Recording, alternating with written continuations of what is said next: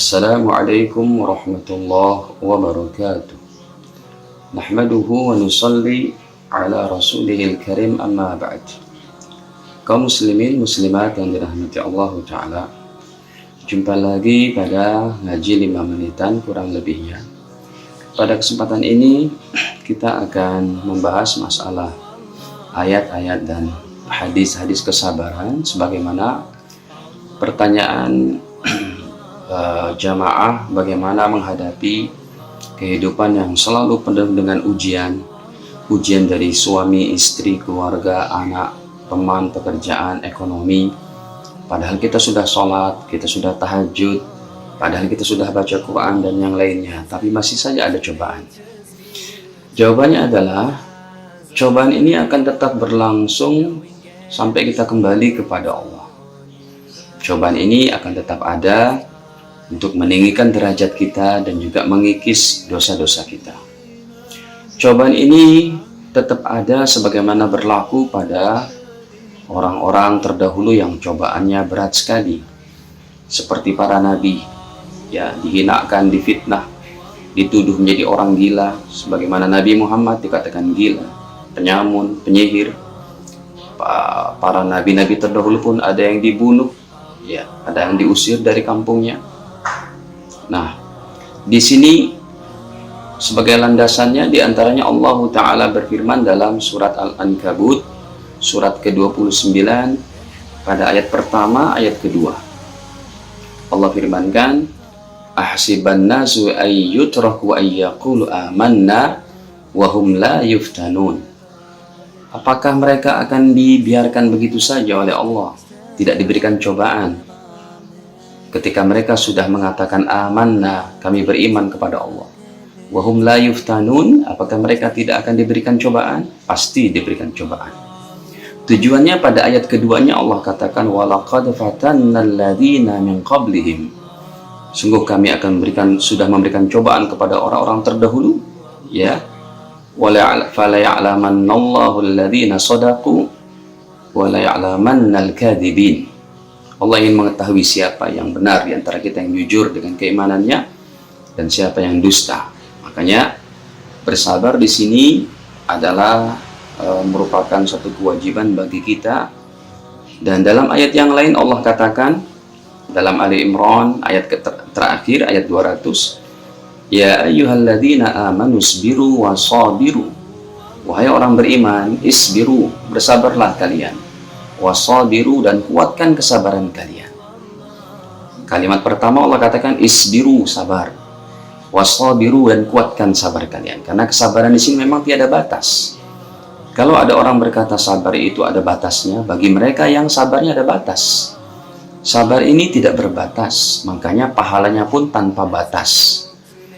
Ini pun Allah sebutkan dalam surat ke-39, surat Az-Zumar, pada ayat ke-10. Innama yuwaffas sabiruna ajrahum bighairi hisab.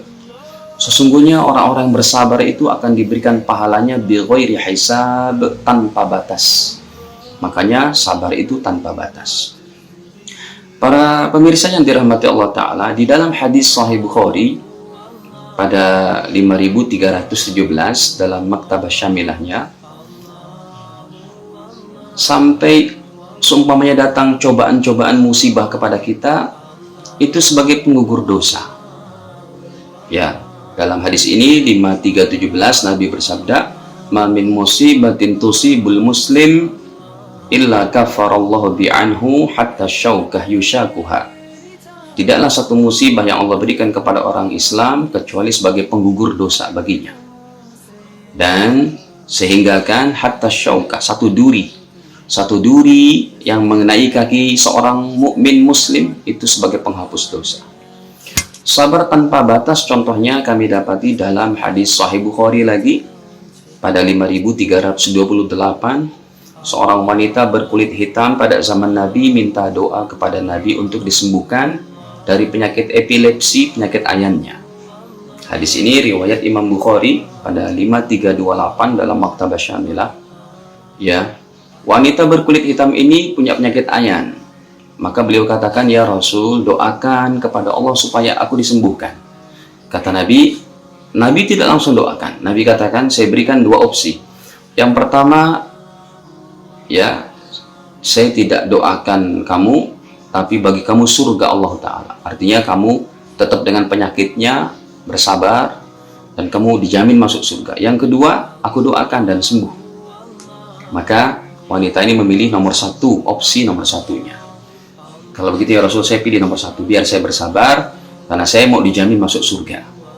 Tetapi tolong doakan aku ketika ayanku kambuh, maka baju saya tidak tersingkap auratnya. Maka Rasul mendoakan supaya auratnya saja tidak tersingkap ketika epilepsi ayannya kambuh. Ini contohnya diantaranya begitu. Jadi kalau ada orang terkena penyakit, dia bersabar, dia tidak mengeluh, dia mengharapkan ridho Allah, itu boleh.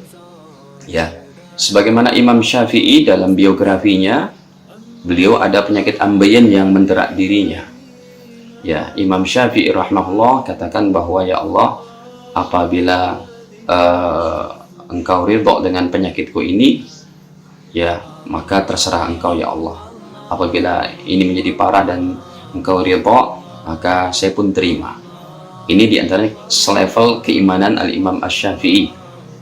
Ayat dan hadis ini kami bawakan untuk menunjukkan bahwa sabar adalah tanpa batas. Oleh karena itu, para jamaah yang dirahmati Allah Ta'ala, ya tetap sangka baik kepada Allah dengan semua ujian kehidupan yang datang kepada kita semua, baik dari anak, istri, keluarga, suami, ekonomi, ya kesehatan, ya keadaan lingkungan, tetangga, pekerjaan dan sebagainya. Tetap bersabar dan mau ngambil jalan ikhtiar adalah sunnah Nabi, ya, dan tetap sangka baik kepada Allah Ta'ala. Untuk tetap kita bisa bersabar, maka lakukanlah 5 langkah ini. Yang pertama, jalankan perintah Allah dan jauhi larangannya dalam setiap kondisi dan keadaan.